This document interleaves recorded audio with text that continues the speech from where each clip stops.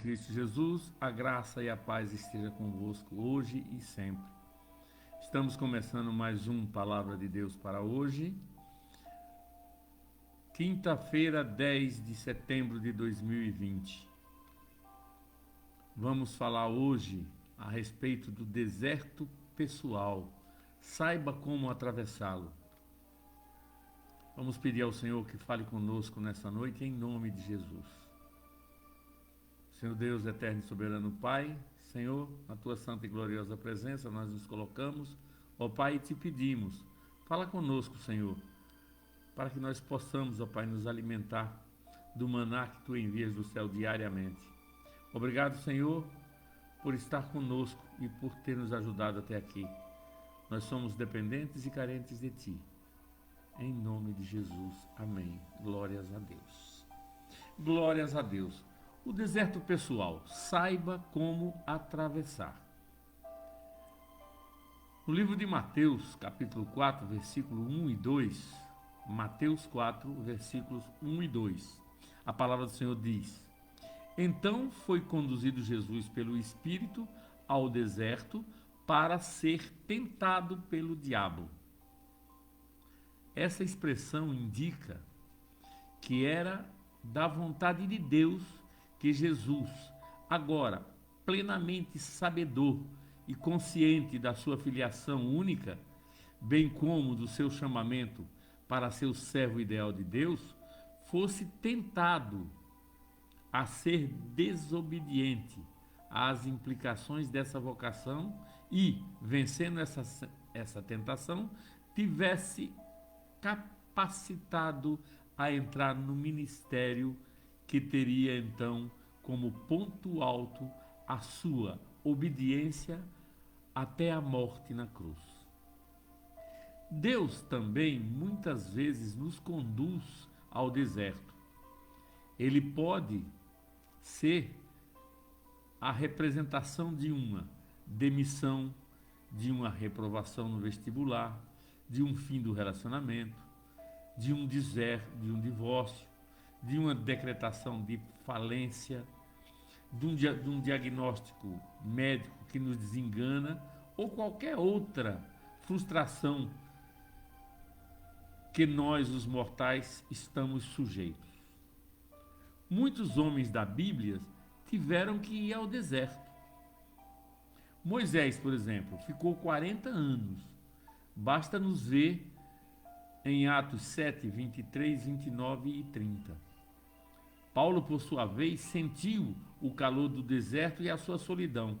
E foi lá, no deserto, que reconstruiu a sua teologia, conforme escrito em Gálatas 1:17. Efetivamente, como filhos de Deus, embora a princípio não conseguimos entender totalmente a vontade do Pai, somos abençoados quando somos conduzidos pelo Senhor para o deserto pessoal. Podemos refletir em pelo menos 3 consequências disso na nossa vida. A primeira consequência, no deserto pessoal, nós encontramos a nós mesmos. O que eu sou é difícil de dizer, até não saber onde estou. São nas situações do deserto da nossa existência que os problemas, as crises, as provações se instalam em lugares, estados ou condições que nos levam a nós nos sentirmos só, indefesos e abandonados. Daí é que nós podemos ter uma verdadeira consciência de nossa identidade. É no deserto que podemos conhecer profundamente, que nós podemos nos conhecer profundamente, perdão. Não há para quem olhar no deserto. Nós mesmos é que somos objeto da nossa análise. Assim podemos nos conhecer muito mais. Nessa condição de autoconhecimento, refletimos sobre os motivos que nos têm trazido até esse deserto. Por que estamos nesse deserto? pela nossa insensatez, pela nossa desobediência, porque Deus quer nos aperfeiçoar, porque o Espírito Santo quer ter mais comunhão conosco, porque Deus é por nós apaixonado e quer que digamos a Ele quanto nós o amamos? O certo é que, quando nos quebrantamos, Deus nos revela o porquê do deserto. Daí podemos, a partir dele, escolher as metas corretas para a nossa vida. Nós nos redescobrimos no deserto. A existência passa a ser percebida por um verdadeiro sentido de ser. É nessa situação que podemos estabelecer um propósito para a nossa vida. No deserto, Cristo teve avivada a consciência de ser Ele, o Filho de Deus. E isso implicava em assumir o motivo da sua encarnação, o seu único propósito, a salvação de milhões e milhões de seres humanos. A cruz. Nas situações desérticas, nós também passamos a priorizar nossas metas, tendo a convicção profunda de vivermos para a glória de Deus. Porque dele, por ele e para ele são todas as coisas. Glória, pois, a ele eternamente. Amém. Está escrito em Romanos 11:36. No deserto pessoal, é o segundo tópico. Adquirimos capacidade espiritual. No deserto pessoal, capacitamo-nos a resolver problemas mais ou menos semelhantes aos que Satanás apresentou a Jesus. As tentações querem fazer com que usemos nossas vidas para os nossos próprios propósitos. Quando nós somos tentados, somos forçados para nos comprometermos unicamente com as nossas metas. Além disso, as situações tentadoras da vida quer até mesmo nos impedir de examinar e reavaliar os nossos propósitos. Essa é a tônica desse mundo secularizado e materialista que vivemos. O curso desse mundo quer nos fazer pensar de modo exagerado, somente em nossa posição, em nossa comida, em nossa roupa, em nossos bens, enfim, quer nos encapsular em nosso próprio egoísmo. Mas é no deserto que recebemos virtude do Espírito Santo para percebermos que somente seremos realizados de fato se tivermos os mesmos propósitos de Jesus. Servir à vontade de Deus e ao seu reino. Quando estamos no deserto, Deus nos revela que as tentações são um exercício necessário para a nossa maturidade emocional e espiritual. Somente tem uma vida de vitória quem tem esperança em Deus. É falsa a ideia popular de que a esperança é a última que morre. Para quem entende o significado espiritual do deserto a que estamos sujeitos, a esperança jamais se extingue. Por isso, mesmo tal pessoa jamais estará totalmente livre do deserto. Eles fazem parte do processo de conquista da esperança. A tribulação produz a perseverança, e a perseverança a experiência, e a experiência a esperança, e a esperança não desaponta, porquanto o amor de Deus está derramado em nossos corações pelo Espírito Santo que nos foi dado. Romanos 5, 3 ao 5. No deserto pessoal, nós nos firmamos no chamado de Deus. Quando estamos no deserto, a força das circunstâncias, condições e o estabelecimento de prioridade significativa para a nossa vida espiritual, nos leva a renovarmos a nossa vida. Assim, o deserto, que a princípio seria um lugar de exaustão e queda, passa a ser um ambiente onde o verdadeiro sentido da vida é valorizado. Dessa forma, reconhecemos nossa identidade como filhos de Deus. Com 2 ataques, Satanás quis criar uma crise de consciência em Jesus, a partir da conjunção condicional se,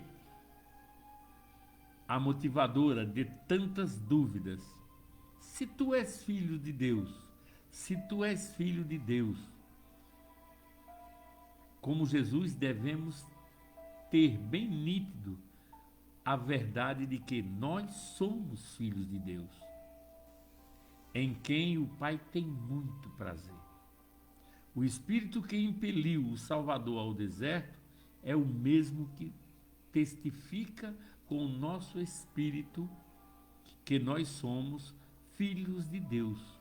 Romanos 8,16. O resultado desse testemunho do Consolador é a consciência profunda de sermos filhos de Deus. Nos leva a rendermos nosso ser à vocação que o Senhor nos tem dado. O deserto pessoal é a convicção do motivo de nossa chamada para o reino de Deus, que se torna viva em nosso coração. Daí louvamos a Deus. Sabemos que as crises nos direcionam a afirmarmos o chamado de Deus em nossa vida. Quando assim fazemos, pode ter certeza, nocauteamos o Satanás, como Jesus o fez. Isto é, usando a palavra da verdade. No deserto pessoal, aprendemos a silenciar Satanás com a espada do Espírito.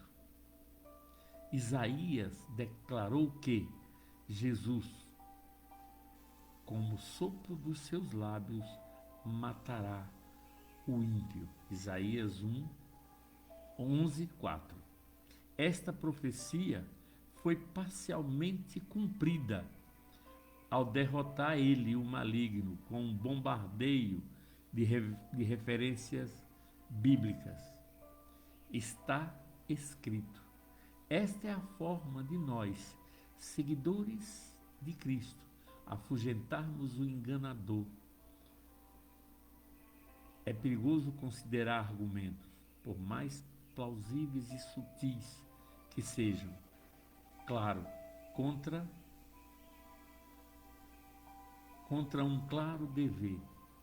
Está escrito. Não adianta o diabo querer argumentar, porque a sua resposta vai ser: está escrito. Essa é a nossa segurança. Com o sopro dos seus lábios, o cristão afastará o inimigo, se o que disser for a palavra de Deus. E eles venceram pelo sangue do Cordeiro e a palavra do seu testemunho. Apocalipse 12:11. Portanto, meu irmão e minha irmã, se você está no deserto pessoal, dê glórias.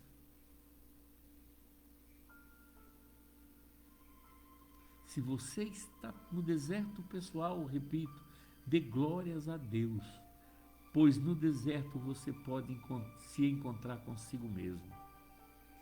Você vai aprender a vencer as tentações.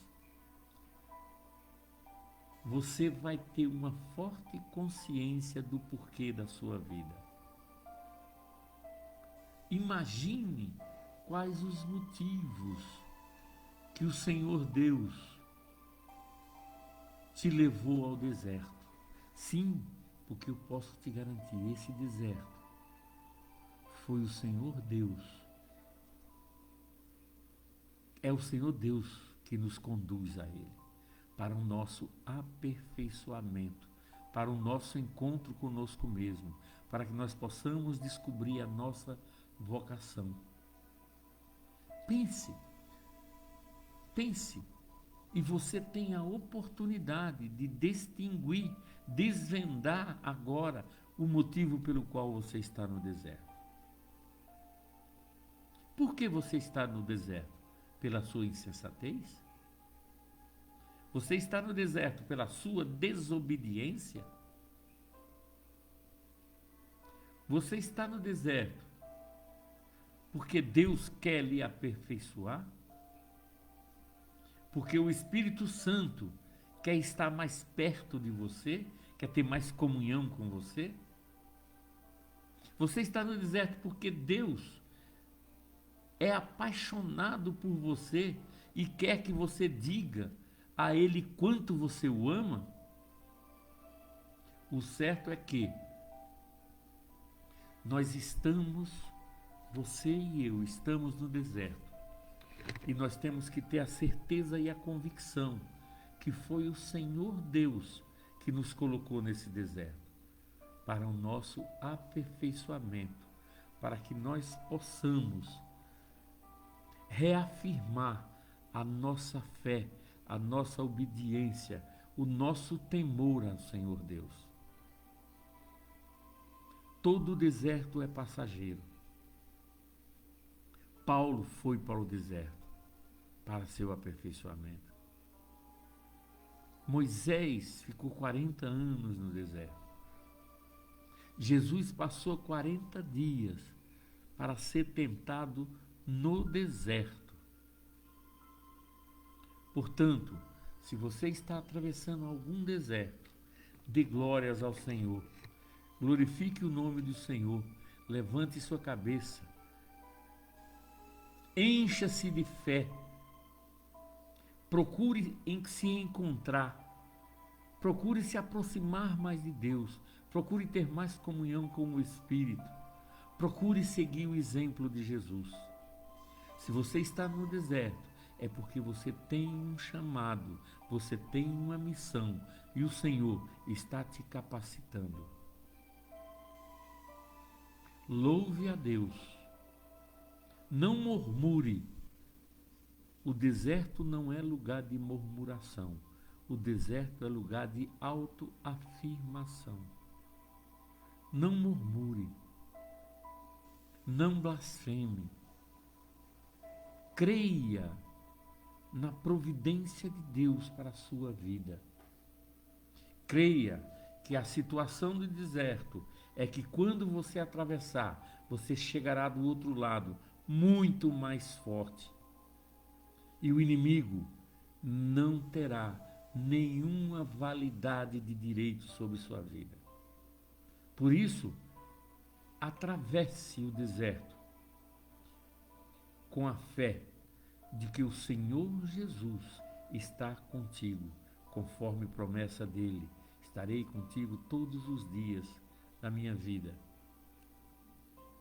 Se você está no deserto, dê glórias a Deus, porque nós passaremos o deserto. E certamente a nossa missão se tornará muito mais fácil, porque nós passaremos a nos conhecer e passaremos a saber quais são as nossas reais prioridades. Deus os abençoe, em nome de Jesus. Reflita, ore ao Senhor. Não se deixe levar pelas tentações. Se fortaleça dentro desse deserto que você está passando, pois é nele que Deus está te aperfeiçoando. Por hoje é só. Amanhã teremos mais. Palavra de Deus para hoje. Aqui no Facebook, DLL-Ministério Melquiades Gomes Júnior, às 19h30. E logo após, estaremos também no YouTube, Luiz Melquiades Júnior, Palavra de Deus para hoje. Se inscreva. Pararam as inscrições, estacionou no número 145. Ajude-nos a divulgar a palavra de Deus. Participe, comente, compartilhe, curta. Incentive outras pessoas a estarem recebendo essa palavra. Quantas pessoas não precisam dessa palavra? Quantos recados nós não recebemos de pessoas que foram tocadas pela palavra, de pessoas que estão vivendo essa palavra, que estão encontrando solução através dessa palavra, porque o que nós fazemos é transmitir a palavra de Deus. A palavra de Deus para hoje. Espero o seu empenho, a sua contribuição através da sua inscrição e da divulgação da palavra do Senhor. Que Deus os abençoe. Que o grande amor de Deus, que a graça maravilhosa do nosso Senhor e Salvador Jesus Cristo, e que a doce consolação e comunhão do Espírito Santo esteja com você, hoje e sempre. Receba meu beijo, um forte abraço. Eu te amo em Cristo Jesus. Te espero amanhã, se Deus quiser, em nome de Jesus. Fica na paz do Senhor. Amém.